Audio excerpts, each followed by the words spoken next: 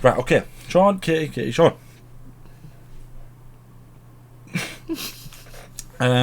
Podcast episode 12? 12? I don't know. I hope it's 12. I'll have a quick look. I'm sure it's 12. Oh my god, I've been so poorly organised. Oh, 164 subs. Awesome. Episode 12, yes, I was right. I know my channel. And the topic of this episode is has television, TV shows become better and more reliable source of entertainment than movies? Right. I'll have to trim that title down a little bit because that was really long, but that's the title. Series versus movies. Series versus movies. So, which one is better? I don't know. I feel like series has become very... It's become a big deal now. I don't know.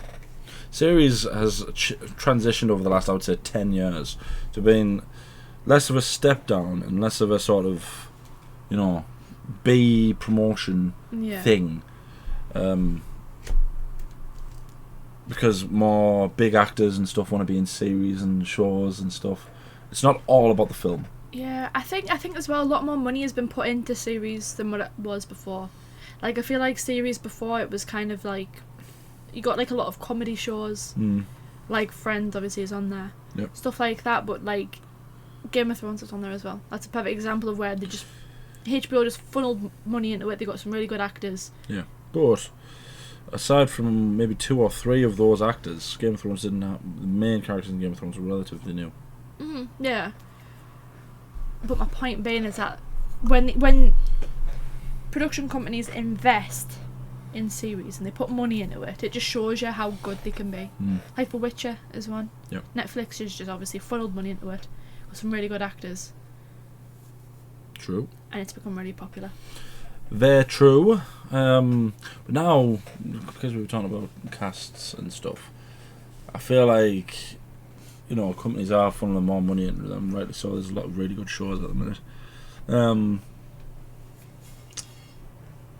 Before, it was always about finding actors who weren't all that big of a deal and making them into a big deal from a show's point of view. That's what the shows generally did, whereas now it's like big actors are signing onto films to make them bigger. For instance, Friends is there. I bet half of you can't tell me Friends is right. I don't know if you can see it. Friends is right there. Not many of you will be able to tell me what those 6 people were doing before they did Friends. Whereas now, if you saw one of them, quite a big deal. Courtney Cox was in a music video. Bruce Springsteen, Dancing in the Dark. That's true. Same with Sherlock. Martin Freeman was in The Office. I don't know what Benedict Cumberbatch was in. You might have just heard my dad coughing his cuff up, by the way. I'm not sure what Benedict Cumberbatch was in before Sherlock, but that was a show that made his name. Same with this guy. I've forgotten his name. Dexter. I don't know. I've forgotten his name, but I've never seen Dexter. It's really good. Same with Breaking Bad. I've never seen it, but apparently they're really good shows. I'll take a video. Big Bang. That's another one. One of those examples. Kaylee Cuoco, or whatever she's called, was in Charmed. But apart from that, I don't know what any of the other people were in. But then you get shows like Game of Thrones, where it's got people like Sean Bean in it, albeit for one series. But I think Game of Thrones had the right mix of good actors who were already established and new actors. Yeah. Like, it was almost like the 2 sort of old characters that are Sean Bean and that other guy, Robert Baratheon. I've forgotten his name. They're on their way out. But Jon Snow is a main character. Daenerys, unfortunately, is a main character. Some big actors. Turned them into big actors. Jon Snow is Black Knight, whatever it's called. I prefer. I don't know. I feel like there are some shows where I prefer to have unknown actors. I'm kind of like that with some movies as well. Because I feel like there are some actors that are so big that it just takes you out of the moment. Because you did Yeah. I don't know if that's them as actors not pulling me into that kind of world, or if it's because they're too big of a name. Yeah. Might be a bit both, but... Like who? Like what? Well, I'm kind of like that with Marvel a bit. Right. There are some people in Marvel I'm kind of like... Haley Steinfeld. Yeah? No, like Angelina Jolie. Even though she was she was really good in Eternals. That's fair enough. She was really, really, really good. I'm not saying she wasn't good, but I'm just... I think Fina's probably the best that Angelina Jolie's been for a very long time. Yeah, but she's just, you know what I mean? Like, I prefer, like, yeah, more unknown characters. Like, Thor and that when that came out. Yeah. Like, no one knew who Chris Hemsworth was, and he came in and he embodied that character. I'm not sure if Chris Hemsworth did Star Trek first or if he did Thor first. That would be interesting. Chris Hemsworth was in Star Trek. For like one scene. It's a good scene though. And in that scene he saved the lives of 200 and something people. I dare you to do better. That's a line from Star Trek. Yeah. Yeah, but I know what you mean. Same with films. It's the same with films. But there are like... But I feel like now it's a transition where actors are starting to enjoy series more than they are movies. Yeah, I think the thing with series though, they have more time. Yeah. If they're feature-length episodes as well, it's like they have like 3 or 4 movies worth in one series and one season. So it's like they can go into more depth in those characters and in like the situations.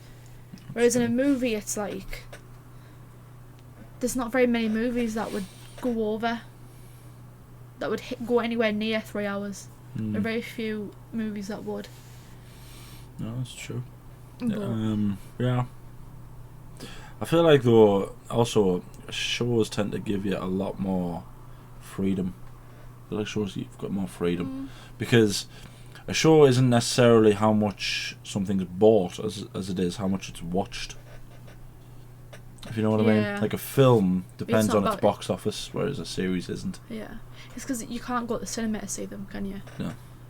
Which is why things like I think it's absolutely criminal as well that Hannibal only ended with 3 seasons. Hannibal's one of my favourite shows of all time. Mads Mikkelsen and Hugh Dancy falling in love with each other over 3 series, while they each kill people and eat people. It's awesome.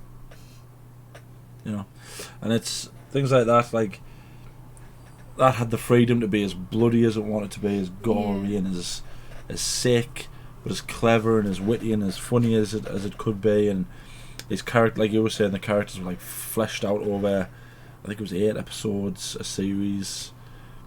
And the only thing is with series that I think series struggle compared to films is that there's a lot of series that don't end very well. It's always hard to end a good series, and I feel like it's harder to end a good series than it is to end a film. I feel like if you were going to do a series, you would have to have like a start. You'd have to have it planned out. Like, okay, so this is how many seasons we're going to do. This is how it's going to start and how it's going to end. This is like the main like peak, and then you know what I mean. You have to know Your definitive end. Yeah, kind of like franchises. You need to know like how it's going to start and how it's going to end. You need to plan a series of films out. Yeah. And not just let 2 random directors mess up an We're not doing this again. I feel like entire saga of, beloved films. I feel like you watch that video and now you become like aggro. You need to chill out. That video's not aggro. We can't have another podcast talking about Star No, Wars. We can't do it. We are probably going to talk about Star Wars. Probably. I'm not going to lie, we are probably going to talk about Star Wars. But that's the thing though, and I think that's part of the reason, like franchises, I feel like that's probably the reason why they become so popular as well, is because it is like a more expensive, bigger... Screen, sorry. More expensive, more bigger series, when you think about it. Yeah. That you can watch in the cinema that would like make more money than the average series. That's why things like Netflix and Amazon and these things are becoming so big, because they're not necessarily dependent on their box office as they are on their views. It's their views that makes them money, essentially. Yeah. That's why things like Squid Game is the most watched show on Netflix at the minute. That's why they make so many documentaries about serial killers, because for some reason people are like fascinated by things they don't understand, which is things like serial killers and kidnappers and stuff like that. Just like documentaries in general. I feel like whenever there's a documentary coming out, everyone goes crazy for it because it's like an inside peek into this person's life. Yeah. Or what happened with this situation. You can also talk about sort of the other issue that some series have is that they never know when to end, or they go for so long that they just turn dark and they turn poor and they're not very good anymore. Yeah, like I feel like when they start going into double digits, it's like that's like the danger zone for me. My biggest example of that is Doctor Who. Doctor Who's been going on for far too long, and it's a shame because I used to bloody love Doctor Who. We did as a family. We all used to gather around, watch it every Saturday. But Doctor Who's failure, I don't think comes from its longevity. I think that's come from poor writing, poor casting, poor whatever. I don't think that's the longevity. But a better example of a show that fizzled out towards the end, unfortunately, and I don't, just on the absolute minute chance that they ever see this, I don't want them to hate me because I want them to be my best friends. Supernatural went on just too long. Bloody amazing show from about seasons 1 to 9, and then. Do you know what the thing is though with Supernatural? The later season, it's not like the bad. The characters in them were good. It was still like the stories were still good. It was just like you say, it had just gone on for so long to the point where there was nothing new. There was nothing like new and exciting. It was just like they had to make God the bad guy. They had to bring back half the characters that they'd already killed. I think it just gets to a point where you just say, okay, let these characters rest. Like Friends, I feel like was the perfect example. I feel like Friends ended in the right way. 10 years, yeah. They did it for 10 years, and it ended with, like them all going off, doing their own thing. And they left it like open, so you didn't know what would happen, but it was in. Well, I'm not sure how Friends was planned. I'm not sure how much it was planned, but what's great about Friends is it shows you essentially them becoming the group. Rachel comes in and Ross has just been dumped by his missus and they become a unit, and then the end is ultimately them breaking up that unit. I know obviously they'll still be friends, they still talk to each other and stuff, but they're not going to see each other every day. They're not going to talk to each other every day. They're not going to be walking into each other's kitchens and eating stuff. And it was like there was a nice symmetry between them becoming this group and then the group ending. Yeah. And there's not many shows that can get things like that right. Because like I say, a series is always hard to end. Which is why I think I'm going to go back to Hannibal. Hannibal had a really good ending because it left room for there to be another series, but it also worked quite well as an ending. Right. I think I've seen the first season. One of the most bloody ridiculous looking shots you've ever seen. It's absolutely a beautiful shot, but it's ridiculous. And it ends with, I'm not going to spoil it, but it ends well. Basically, it's a good ending. But we should probably talk about the really big elephant that a lot of people can try and fight me on, unfortunately, but they'll never convince me. Game of Thrones. One of those series that just, I don't think it was the longevity that killed Game of Thrones. I think it was the writers, to be honest. Yeah. That's the thing, when you've got all this material to use, they didn't copy the books page for page, but they used a lot of it. There wasn't very much of it that they changed. Yeah. And then it gets to the point where you've passed the books. You can still have those conversations with the guy. But it's not going to be the same. It's not going to be the same because his vision might change midway through. Unless George R. Martin was writing it himself, I don't feel like it was going to match the books at all, was it? I feel like as well though, the last 2 seasons, because what was it? They had like a deal with, was it Star Wars? The writers, they had a deal with someone. Oh yeah, That's why they rushed to finish it. D.B. Wise and David Benioff. Yeah, because they were supposed to. They're doing their own series on that. It was supposed trilogy. Yeah, I know what you mean. It was supposed to be like I'm sure it was supposed to be another season, but they cut it short, or something like that. And that thing with the less episodes, like they weren't doing 10 episodes per season. It's like why? Why would you? What's the point in that? Yeah. Because you're just gonna rush to get everything in. You're gonna miss stuff out. There's already a lot that like you say, that wasn't in it. Thing is, as well with Game of Thrones, is that, and a lot of people can, argue this with me, and they're more than welcome. There's a lot of it that like you said, they try to rush into that either last season or last 2 seasons. For the big one is Daenerys, obviously. Yeah. And everyone can try and say that they hinted at that from the beginning. They really, really didn't. They spent all of it saying how she was going to be different from the others. The thing is, though, I get that, and this is where I feel like we are a bit different, but they did kind of... I can see how they were trying to hint at it, but they didn't... they didn't do it enough. You know what I mean?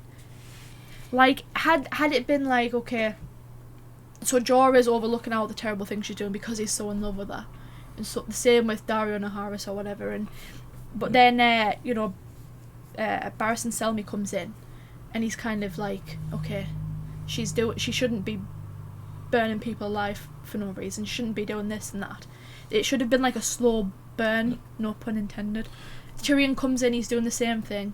Yeah, but... And then it gets to the point where... Because Tyrion does that speech to Jon, doesn't he, where he's like, we praised her for doing this and doing that, and we, made her this big deal, and then when it came over at Westeros and she was doing it here, we realised how terrible it was and stuff like that. Like, yeah, but it should have been like a longer... That's the thing that people always go to, is that part of it was to do with, she was burning people alive in Essos, and she was blowing up fleets and whatnot.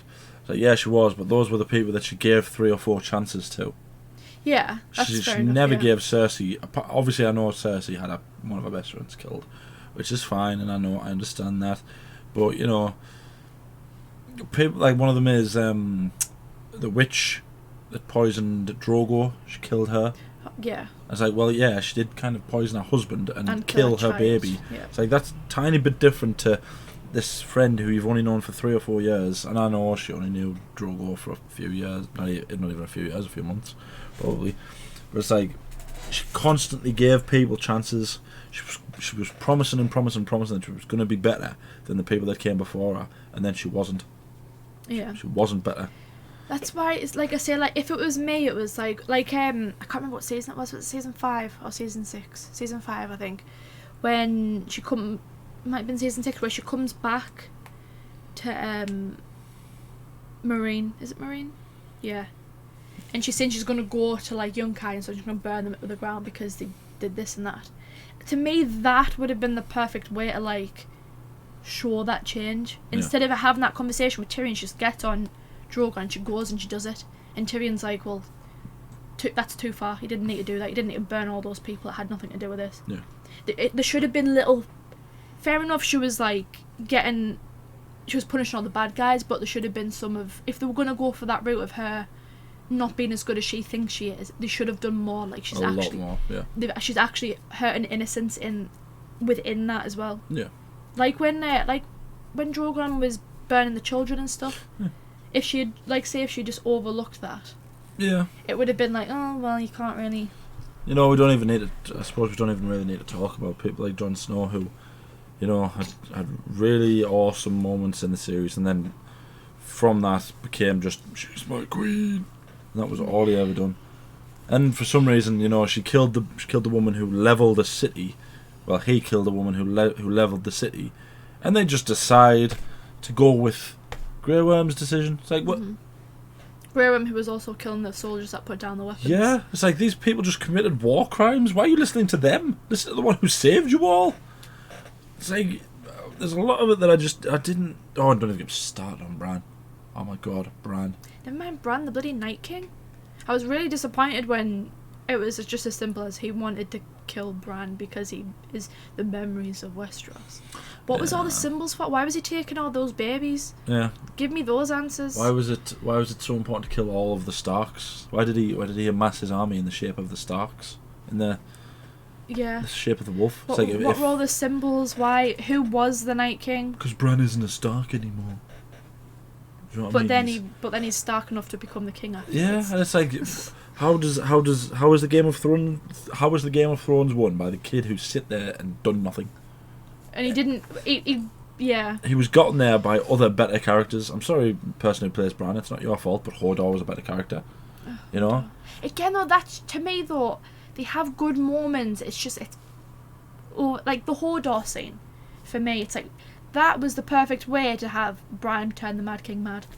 You have him go back. He accidentally does this to Hodor. Yeah.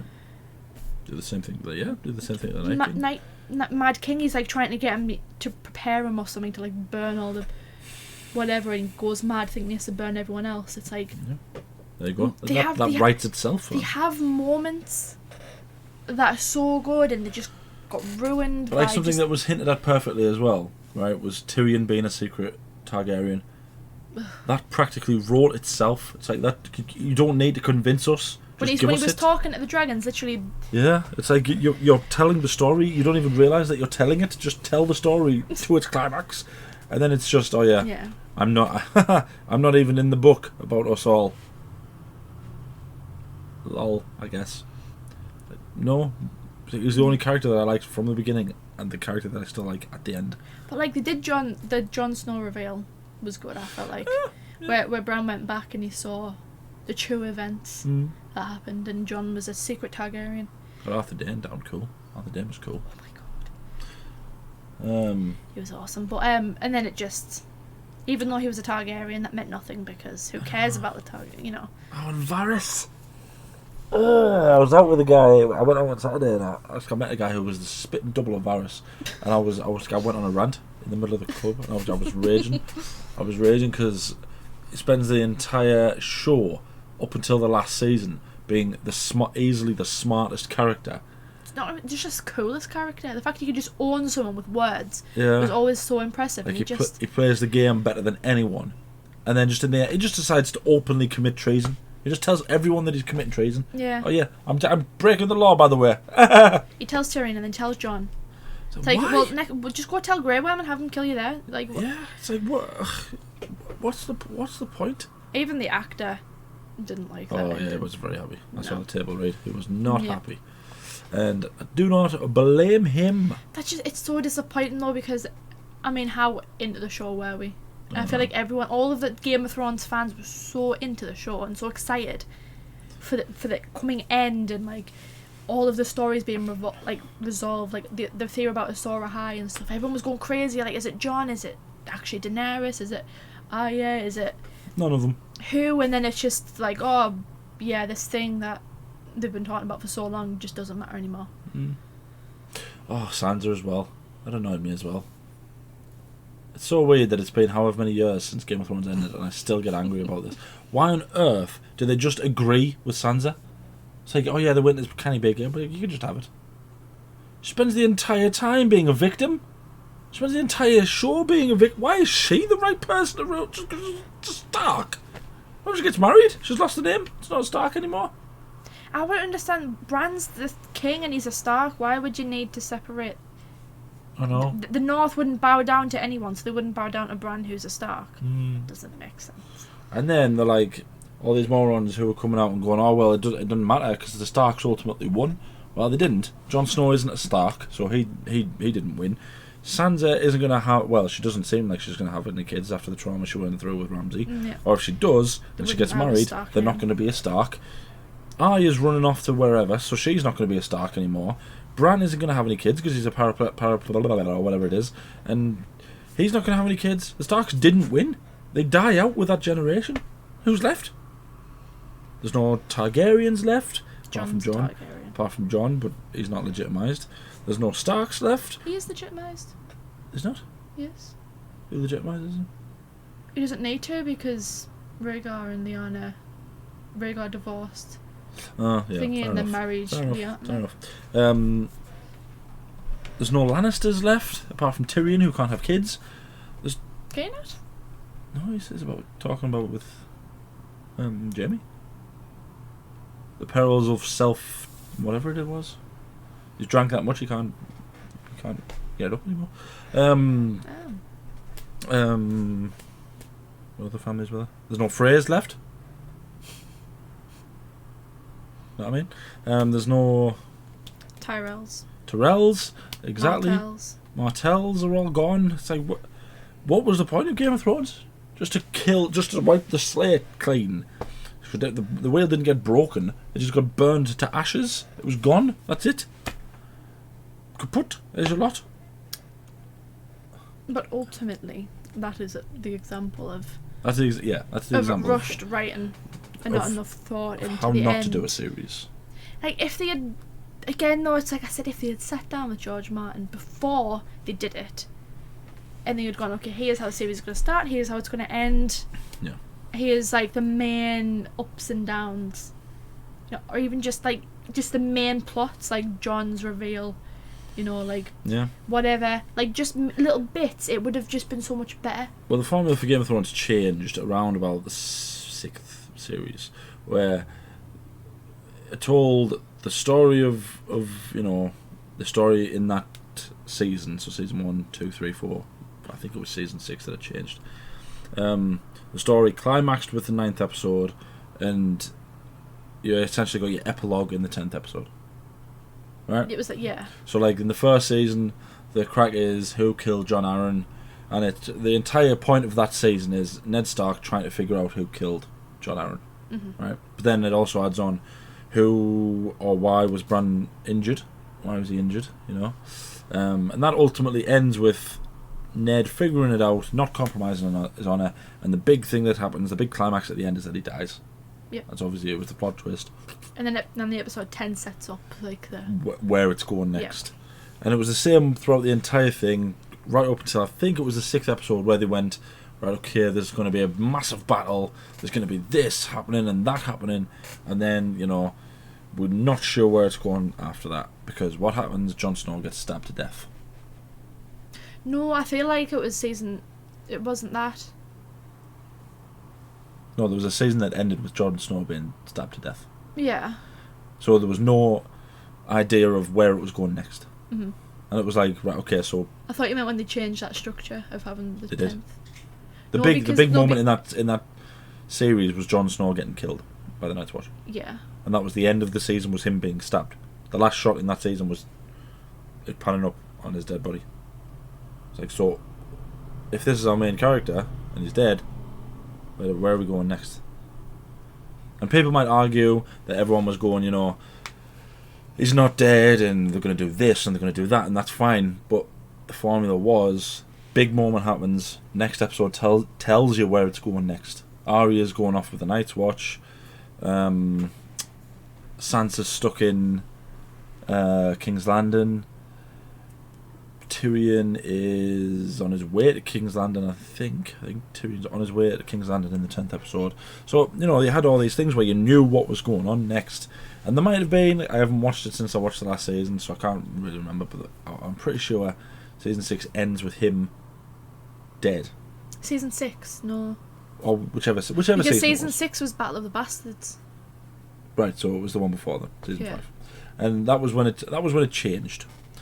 And that's not me saying the show was terrible after it, but when the formula changed, I feel like it wasn't as good. Yeah, they did go back to the formula in season 6, because like you said, wasn't episode 9 the Battle of the Bastards, and then episode 10 was Jon's reveal. Might have been, but I get what you mean though. They did, and then for some reason the last 2 they just didn't have 10 episodes at all. Yeah. Which was because every episode was a big episode. Yeah. Let's talk about something else. Let's not talk about Game of Thrones for too long. The other thing that's happening is that movie studios are essentially using shows as precursors. That's another one. Or like fillers. Like sort of adding extra information. Right. So, prime example, Star Wars, Marvel.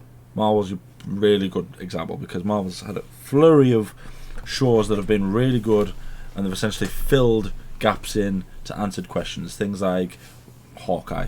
Where's Hawkeye? You know, what's he doing? Mm-hmm. Things like WandaVision. Where's that taking us? What's she going to be like now that Vision's gone? Yeah. You know, things like, what other ones did they do? Loki. You know, where did Loki with the Tesseract disappear to? What happened? What's his story? And ultimately all those things sort of added, you know, what's coming next. Some elements that we weren't sure we needed. Things like maybe is Wanda turning bad? You know, is she? We don't know. Mm-hmm. But the astral projection thing, like in her show, that basically went, right, okay, just so in case you didn't guess already, she's going to be in Doctor Strange. Right, that's basically what that bit did. And you know, there's a few of them. One's like Lord of the Rings. They're getting their own little show about the forging of the rings. Yep. Which would be cool. I'm down. Anything the Lord of the Rings universe, I'm excited for. It's not about a hobbit, dwarf. As it's not about a dwarf, I don't care. The right kinds of dwarves, and done in the right way. It's going to be about Celebrimbor, isn't it? Yeah. Do you know who Celebrimbor is? The maker of the rings. Yeah. What an idiot! I'm just wondering because you've not played the games. But I feel like those ones will learn. One's like Lord of the Rings, one's like Star Wars, and Star Wars is definitely a big example of where they've learned their lesson. And Marvel, they just can't seem to get anything wrong at the minute, can it? Isn't Marvel just awesome? Do you know what the thing is, though? I think what Marvel did good with the series, they didn't, like you said, it wasn't like, it didn't feel like a step down. It was just, okay, we need to show you more of these characters before we can do a movie with them. So like Wanda, it's like you have to watch WandaVision in order to understand Doctor Strange, because otherwise you're not going to understand where Wanda is. So it's like you need to watch the show, and like they put all this money in, looked really good, the story was really good, and it worked. Yeah. And the same with all the other shows. Yeah, I agree, because the thing, with Marvel, is that I think I don't know if it was because they were shows or just because they felt like it. It was almost like the way they told the stories were different as well. Like WandaVision's most prime example is they decided to do it in the filter of, the decades of movies. Yeah. And it's like, it's silly and it's it's whimsical and whatever and it's funny, but it doesn't take away from the story that's actually there.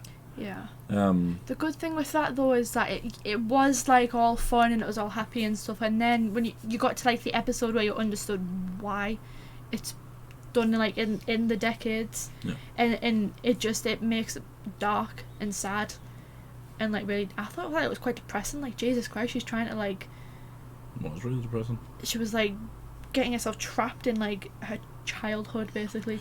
Then you get ones like Hawkeye, where it's almost like a buddy cop movie, where it's you've got Hawkeye, who's the serious sort of thing, and his outer shell gets broken by the sort of witty and silly partner that he gets stuck with, and they have a dog, and Florence Pugh is just brilliant.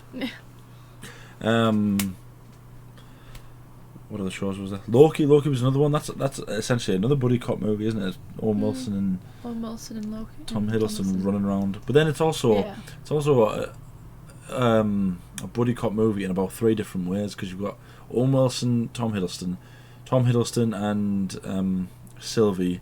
You've got Owen Wilson and that horrible woman who prunes him, and then Sylvie and Owen Wilson, and then they all make these silly things, and then you get to the end and the big reveal of who I assume is going to be the next big bad.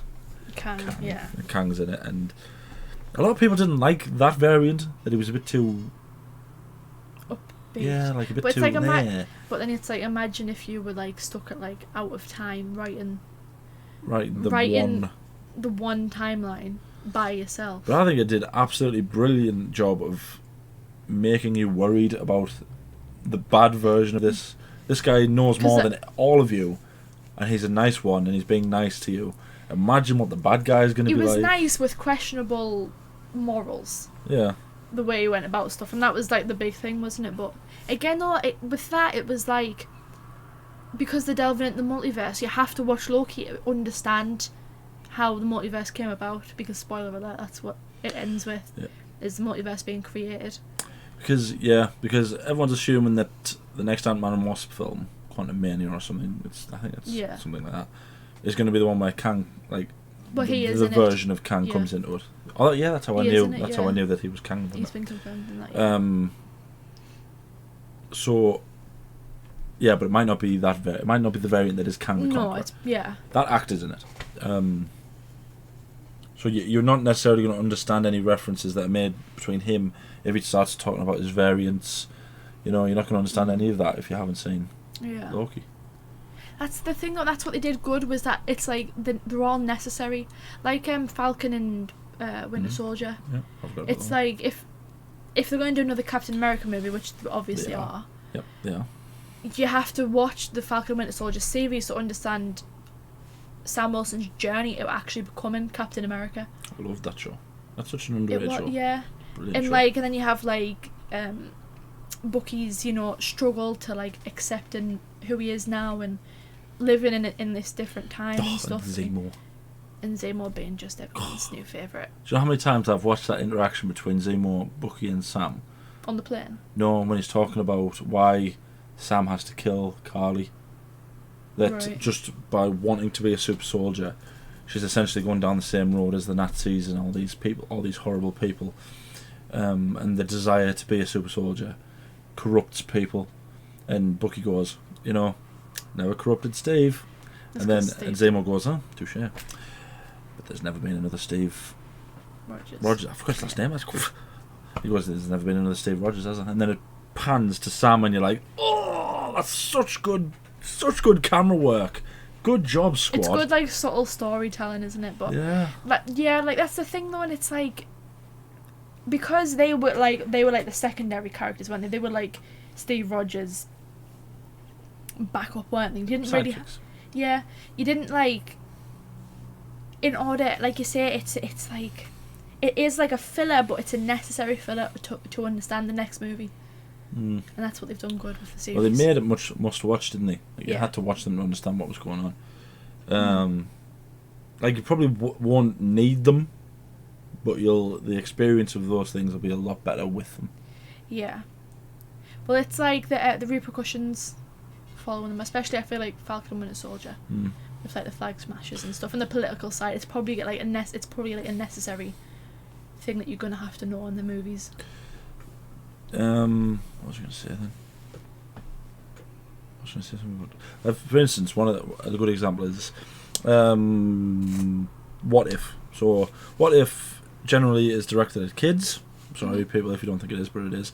But there's a lot of episodes in there that are purely for superhero fans. Yeah. People our age, people who love superheroes. Like the Doctor Strange episode is a prime example. That's a brilliant episode. It's one of my favourite episodes of anything ever. I would say there's 3, isn't there? There's 3 episodes. Yeah, the last 2 and the Doctor Strange one. Yeah, they're like the big ones. Big ones, yeah. And if you haven't seen What If, because there might be people who still live in that sort of mind frame of it's animated, it's not for grown-ups, who, when they see the trailer for Doctor Strange, they just go, well, that's the bad guy and he's a bad version. But in reality, what is it going to be if that turns out to be Supreme Strange? We're all going to be sitting there going, which is what people who watched it at the time, everyone assumed it was Supreme Strange, who's a different beast altogether to just a bad version of Doctor Strange. To then potentially now there's talks of there being like 4 different versions of him, which is just going to be mind-boggling. But that's again though the thing, and with that, the issue with that is, and what they've done good is, so you had to have watched What If Supreme Strange is coming into it. You had to have watched WandaVision to understand why Wanda is going down the road she is. She's raiding Darkhold. You need to understand all that story. We've seen Loki because the multiverse door's just been busted open, and there's potentially Tom Hiddleston is going to be in it, potentially. So it's like, there are 3 series there that Marvel have gone, you're not going to understand this movie if you haven't seen those series. Yeah.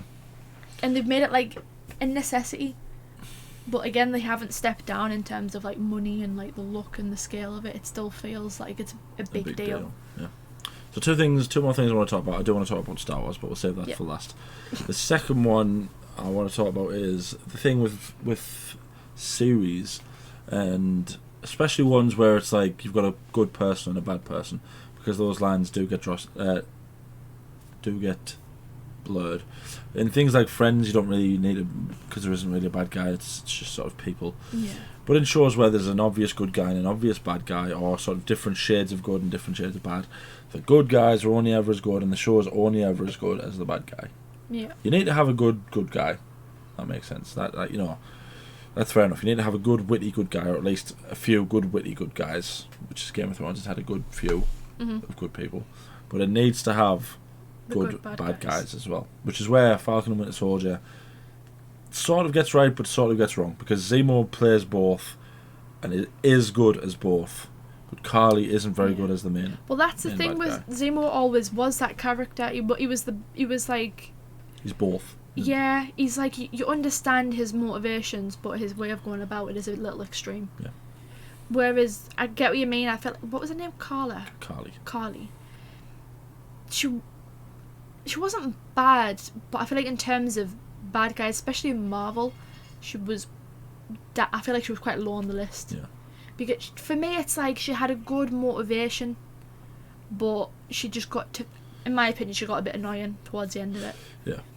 It's like, it was just like, let them help you. He wants to help you. Let them help you. And then the actual kind of bad guy then became a US agent, John Walker. Yeah, well, they became a bad guy. There's a few of them that go through the different shades of being bad guys in that series, isn't there? Because there's Zemo, Sharon Carter. Mm-hmm. Sharon Carter? Yeah. Yeah. Sharon Carter, John Walker, and Carly. Mm-hmm. And then the US government as well is also essentially a bad guy in that film.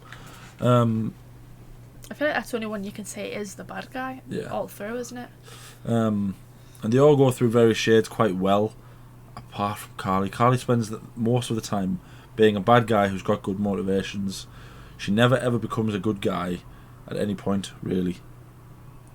And unfortunately, she just kind of dies. And it's meant to be a bigger deal than it is. Like if you saw Sam coming down with Bucky's body or Zemo's body, it would be a much bigger deal. It would have a bigger impact, yeah. But that's where, back to Hannibal gets it all right. Because throughout all of Hannibal, there is your definitive good guy and your definitive bad guy. You know who those two people are. Mm-hmm. So obviously Hannibal's the bad guy, and Will Graham's the good guy. So they both go through they weave in and out of sort of bad and good. There's a lot of grey in there, and all the other characters generally are on either side. Each episode's got another bad guy who's like a serial killer of some kind. Right. But those are your two most important characters, and they're both really good. Like Mads Mikkelsen, in my opinion, call me crazy, in my opinion, he's a better Hannibal than Anthony Hopkins. Because Anthony Hopkins was brilliant in The Silence of the Lambs, but I didn't like him in the ones that came after. Right. Didn't like him in Hannibal. I think I've only seen like the first season of Hannibal a while ago, like when it first came out. Such a brilliant show. But the thing I took away from his Hannibal was he was a little more like, he was like very calm. It's what made me almost fall, not even almost, it made me fall in love with Mads Mikkelsen. Because he's, a lot of actors have like, not overacting, but they have to really put absolutely everything into their entire body has to perform essentially. But Mads Mikkelsen is just brilliant at, I think he called it micro movements or something. He's very good at just moving certain parts of his face, but you know what he's thinking, what's going through his head, and every interaction, especially with Will Graham, is spot on. There's no bad moments with him and Will Graham. I'll probably watch it now. After you've gone, I'll probably watch it. But anyway, let's talk about Star Wars, right? Because Star Wars, basically, any people who still like the sequels, there's a reason there's no series set in the sequel time. You had to do it, didn't you? Yep. You had to go straight for that. Yep, straight to the heart of the one person that's left. I feel like, though, going back to the topic of the podcast, I feel like, because you kind of divert, but see, the good thing again though is, despite the sequels, they have good series and good movies, and that's what Star Wars have done right. Yeah. Because I feel like the series, because the only movies, well, not the only movies, but the sequels are kind of like the main ones that everyone went crazy for. Because of them, I feel like the series are like the only thing they have. Mm. They had Rogue One and they had Solo, which were really good movies, incredible movies, but completely underrated. Mm-hmm. But I feel like the series have just become so big, and I feel like it's because the more series they're doing and the more episodes that are coming out, the more people I think are realising, okay, actually the sequels weren't that good. It's weird. It's like Book of Boba Fett. It's crazy how that's come out and now everyone's going, Jesus Christ, like the sequels. How many episodes have we watched? 2. 2, yeah. I know. Feels like I've seen an entire film already. Yeah. And you know, I'm genuinely trying my best not to take cheap shots at the sequels. I really am. I can see it. I can see you struggling. I'm trying not to take cheap shots, but basically, the point I made a minute ago was that, you know, there's been no extended lore in the sequels. It's all between the end of the 40 years between, you know, the sequel, like the beginning of the sequels and the prequels. You know, that's where all the series are taking place at the minute. You know, you've got Rebels, Clone Wars, Mandalorian, Boba Fett. You know, you've got all these things, and Bad Batch. Because it's basically shown Rian Johnson, J.J. Abrams, and Kathleen Kennedy. Because again, I don't want to blame. I'm not blaming Rian Johnson and J.J. Abrams solely for this. The person that I do wholeheartedly blame is Kathleen Kennedy, right? Who still is holding out. Yeah. That the sequels are the best things ever. Yeah. But what the series have done is they've shown how great characters are before the sequels. Like a character like... Do you remember when we lost our minds because we saw Cad Bane in Bad Batch? I know. It's like Cad Bane, it's like that's the... He's only in like 4 episodes of something. In an animated show as well. He's such a brilliant character. And that's the thing, I feel like as well, when you talk about series, you have to talk about the animated series. Clone Wars is such a good series. And there are so many moments where I'm like, I wouldn't want my kids to watch that. It's a little dark. It's a little It makes the Geneva Convention a checklist. It basically just shows a whole montage of war crimes. It's like it's like really sad and like really intense at moments, and it's like fair enough. It's like there are some people for whatever reason don't like animated shows. It's the same with Rebels. But it does a good thing of if you watch it, it does a good thing of explaining why the transition from Attack of the Clones and Revenge of the Sith is like it's so pivotal. What happens in those years, and obviously we didn't see it in the movies, but the series does a good job of helping you understand why Anakin turned to the dark side and why the galaxy was so eager to go from a republic to an empire. Yeah, and why everyone turned against the Jedi. It's like, and it does it in such like a subtle way. I felt like it was such a slow burn, and when you finally got to like the big moment of, you know, like Order 66, it's like the entire galaxy had shifted, literally. And Clone Wars did a really good job of making Order 66 seem even more heartbreaking, which wasn't an easy thing. Characters like Plo Koon becomes harder to lose because you realise how much he depended and cared for his clones who ultimately turned on him. Yeah. Well, just that thing. Through no fault of their own, obviously. It's not their fault. Just to characterise it, like the whole Fives storyline, oh my god. I couldn't do it. I know. It's like, the fact that you got to like see the clones individually, rather than just being like this big army, and like the only clone that you ever really like got any kind of interaction from was Cody in the movies, and it wasn't like a big deal, but from the series. Get in your bed. Yeah, it took the clones from being just numbers to being characters. Which was like the big thing of the series, wasn't it? They give themselves names because they aren't just numbers. It's the same with Rebels. Rebels is ultimately the bit between Revenge of the Sith and between Bad Batch and A New Hope. Technically, yeah. Is it? Yeah, because Bad Batch takes place right after. No, Yeah, it is. Yeah. No. Yeah. So it's not between Revenge of the Sith and A New Hope. It's between Bad Batch and A New Hope. Technically, yeah. And that one, as I always say, is Clone Wars is about 60% for kids, 40% for Star Wars fans. Rebels is about 70% kids, 30% fans. I mean, because you still got adapt episodes with like the droids of just being annoying, but then you get the episodes like with Fives, which was just heartbreaking. Yep. Even 99, just like a random like defective clone that everyone's just like. Yeah. I literally cried over. I'm not even afraid to admit it was so devastating. What is it he says? I'm a soldier. This is my job. Then dies. No, when he's like running away, and he's like, I'm a soldier too. I can do it. Oh my god, I'm gonna like it. But it's like that's the thing though. It's like it's so like I feel like if a kid watched it would be sad because his character's dying. But for an adult understanding like the emotional side of things, what the character have gone through like their entire lives, and they do such a good job of showing you that. through like his interactions with Heavy and stuff. It's like stuff like that. It's interesting though that Disney have basically gone, well, we're not going to tell you when the next film is, right? But what we will tell you is there's this season coming, there's this show, there's this show, there's this show, there's this, that, so that everyone, you know, there's Ahsoka coming, which is oh my god, imagine it's going to be when we see Ahsoka die. Why would you even say that? Because that's obviously what it's going to be, isn't it? It's going to be the you thing. You don't know that. It could. Shut up. No, it could be from like. There's going to be Dark Disciple, which I don't know if it's been confirmed or not, but people are essentially hoping that that's Darth Plagueis coming to sort of. You see his story from the book. Because he's such a cool character. Darth Plagueis is such a cool character. I love the memes about Darth Plagueis. It's just that. Yeah. I've seen the memes of just it makes me laugh every time. Yeah. Then there's ones like, you know, obviously there's one, but the ones for kids where it's like R2 and C-3PO Adventures or whatever it is. I can't imagine I'd watch that. I probably would, wouldn't we?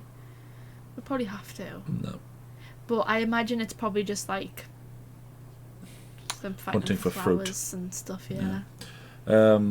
Unless it has moments from like the movies or something, like little extra bits, but what was it? The big one. Obi-Wan obviously coming out of I could just watch Ewan McGregor standing in a desert for an hour 8 times a week and I'll be happy. Don't care. As long as he looks like Obi-Wan again. There's what else is there? There is another one that I've forgotten. There's Endor. Oh yeah. Endor, yeah. Cassian Andor, isn't it? Andor. Andor, yeah. And there was that one that that lass was going to be in before she got fired. Cara Dune. Or Agents of the New Republic or something. Rangers of the New Republic. Something like that. Yeah. There's a few though. There's a few series coming out. Because basically, Disney did the smart thing and just went, okay, let's not so much listen to Kathleen Kennedy as much as we listen to Dave Filoni. And Jon Favreau. Just give them all of the money. Them everything. Just give them give them everything. Just give them all the money and just go, please help us, you're our only hope. Yeah. And just let them, because I mean, I feel like the past 3 or 4 years has just been the entire world. And those directors that directed Mandalorian and Boba Fett. Bryce Dallas Howard's the big one. Everyone has fallen in love with Bryce Dallas Howard because of how great some of her episodes. Apparently, episode 6 of Boba Fett is a big one. Oh, is it? Apparently. Well, I mean, the internet was trying to get us to watch it desperately. That I think Bryce Dallas Howard directed. I think, and apparently that's the big one. So we have to prepare ourselves. Mentally prepare 4 ourselves. Episodes of it. Someone's probably going to die. Fennec will probably die. I couldn't deal with it. Or Leonard. I'll be upset if Leonard dies. But yeah, that was us talking about TV shows and films. Well, what do you think after that? TV shows or movies? Which ones? Classic movies, modern TV shows. I would agree with that. So like Lord of the Rings is better, but I feel like the Lord of the Rings series is going to be better than the Hobbit trilogy. But you don't like the Hobbit trilogy, so it's not really much of a bar to set, is it? Okay then. The Mandalorian is not better than the originals or the prequels, but is easily better than the sequels. That's not an argument for you because you hate the sequels. No, not just me hating the sequels for what they are. Objectively, the Mandalorian is better, has more things in common for it than the sequels do, but not objectively better than the originals or the prequels. Okay? Mm-hmm. That's my answer. How about you? Yeah, I'd agree with that. I feel like because series now, like you say, they're just better. I just like watching series as well. Better production. I could just like absolutely binge a series. But like for movies, it's like I have to like mentally prepare myself for some movies. Especially movies coming out recently. I don't know what it is, I'm just not that big into movies anymore. Unless it's like a big franchise or... It's because it's easier to access series now, isn't it, than it is. That's why people say that streaming services are killing cinemas. True. Sad, but it's true. I feel like all cinemas are going to become is just box office, like big box office like things. Yeah. Like franchises and stuff, and then the rest is just going to be streaming services like Netflix and stuff. Ooh, good example. Harry Potter. Harry Potter hasn't had any series recently. Has it had a series at all? Is that a series at all? No, but No. it has had a mixture of underwhelming films that arguably should have been series. In my opinion, they should have been series. Fantastic Beasts. Yeah. Yeah. Right, yes, that was us talking about that. Tell us your opinions down in the comments. Like the video, subscribe, ding the bell to be notified when we upload. We upload every weekday. Monday or Friday. Monday. You could just say Monday or Friday. Weekday, but There's a weekday and there's a weekend. Isn't there? How do your weeks work? Do you have a week top, week Sean, middle, and week nothing? I worked Wednesday to Saturday, so my weekdays are Wednesday to Saturday. There are some people that work other days as well. Just a weekdays, just say Monday to Friday. I had a good outro. Anyway, go and join our Patreon, go and join our Twitch. Anything else you want to say? I've said everything I need to say. You need to start coming up with puns for the ends of videos. I'm very good with puns. Like, what would I do a pun about? So no one told you life would be this way. That doesn't make sense. That's not a pun, that's just you reciting the lyrics of a song. I have my sunglasses. I should have. Let me borrow your glasses. Nah. Just let me borrow your glasses. No. Just let me borrow your glasses. Nah. Quickly. People will know. People will know what I'm doing. Just, it's okay. No. You don't need to see anyway. It's okay. It's okay. It's okay. Don't worry. See if you can get this reference. You might. You won't be because you're blind. I'm not that blind. Well, I guess we found our answer. You're stretching my glasses, you fat head. It's not that bad. Right. Thank you for watching. I need to know.